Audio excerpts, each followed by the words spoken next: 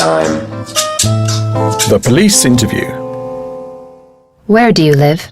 With my parents. Where do your parents live? With me. Where do you all live? Together. Where is your house?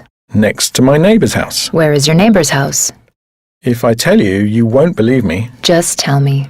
Next to my house. The perfect son. I've got the perfect son. Really? Does he smoke? No. Does he drink? Never. Does he come home late at night? No. I guess you really do have the perfect son. How old is he? He'll be 7 months old next Friday.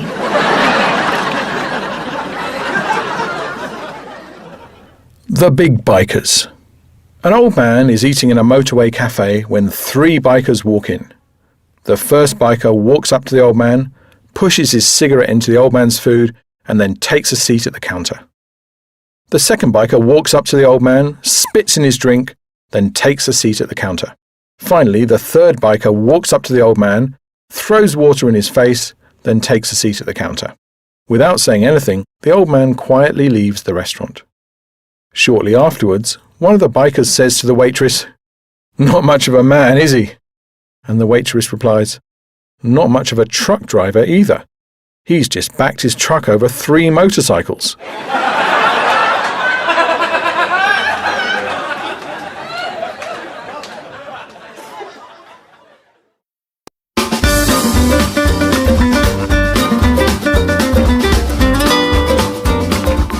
Why we love a scoundrel. Lovable rogues are the scoundrels who appear in books, films and TV series that we can't help liking. They're often wicked, cowardly and dishonest, but sometimes there's just something about them that captures our hearts. Here are 3 famous lovable rogues. Captain Jack Sparrow. Captain Jack Sparrow is a fictional character from the Pirates of the Caribbean films. He's shrewd and calculating and survives by using his wit and negotiation skills. If he's ever in danger, he'll flee, only fighting if absolutely necessary. However, even though he's a murderous pirate, his comical humour makes him lovable too. He even has a sense of morality. In one scene, he abandons his crew while they're being attacked by the Kraken, a terrible sea monster. However, he eventually feels duty-bound to return and help them. Arthur Daly. Arthur Daly is a car salesman and entrepreneur from the British TV series Minder. Played by actor George Cole, Arthur has a garage full of garden gnomes, goldfish and fake watches that he tries to sell to an unsuspecting public. As he says, you make contact with your customer, understand their needs, then flog them something they could well do without. Some of his schemes include trying to sell one-legged chickens, they're easier to catch, and water-damaged umbrellas. In one episode, he says to Terry, his minder, "I swear on my sainted mother's grave," to which Terry replies, "I happen to know your mother is alive and well and living in Frinton." Arthur just shrugs and says, "Well, never mind that." Despite all his great ideas, Arthur usually ends up losing out, so we can't help feeling sympathy for him. Harry Flashman. Writer George MacDonald Fraser created a series of books that follow the life of Harry Flashman, a Victorian soldier and adventurer. Flashman is a scoundrel, a liar, a cheat, a thief, and a coward. However, through a combination of luck, he usually ends up being hailed as a hero. In one story, he becomes a heroic defender of Piper's Fort after he's found clutching the flag, surrounded by enemy dead. However, in reality, Flashman arrived at the fort by accident, collapsed in terror during the attack, and had actually been trying to surrender the colours, not defend them.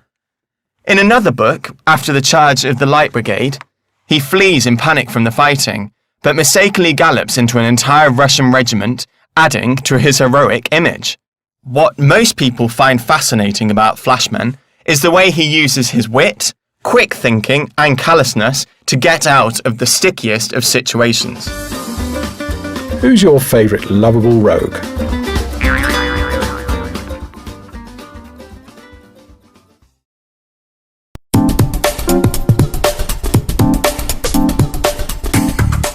Four ironic deaths. A death is never funny, but sometimes it can be ironic. Here are the stories of 4 people who had ironic deaths. Jimmy Hazelton. Jimmy Hazelton was the owner of the company that produces Segways, two-wheeled motorized scooters that are controlled by moving your body in the direction you want to travel in. A multi-millionaire, Jimmy owned an estate in the English countryside and was a keen user of them. However, one day, while riding around on a rugged country version of the Segway, he drove off a 28-meter cliff and fell to his death.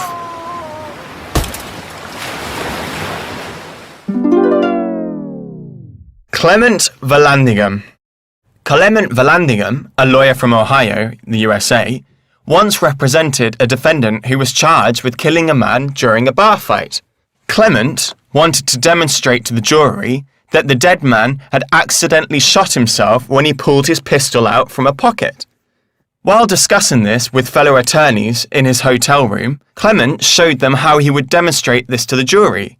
Using a pistol he thought was unloaded, he drew the weapon from his pocket so he could reenact the events. However, the pistol got caught on his clothing and he accidentally shot himself, later dying from his injuries. On a positive note, his client was later acquitted. Bobby Leach.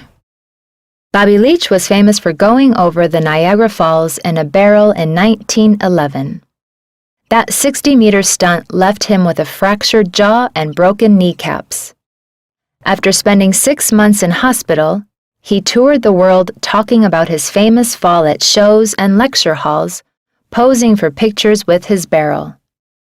However, during one of the tours in New Zealand, he slipped on some orange peel in the street, fell to the ground, and broke his leg.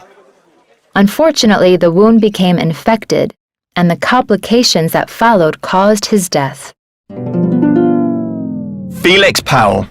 Felix Powell wrote the music for the song Pack Up Your Troubles in Your Old Kit Bag and Smile, Smile, Smile, published in 1915.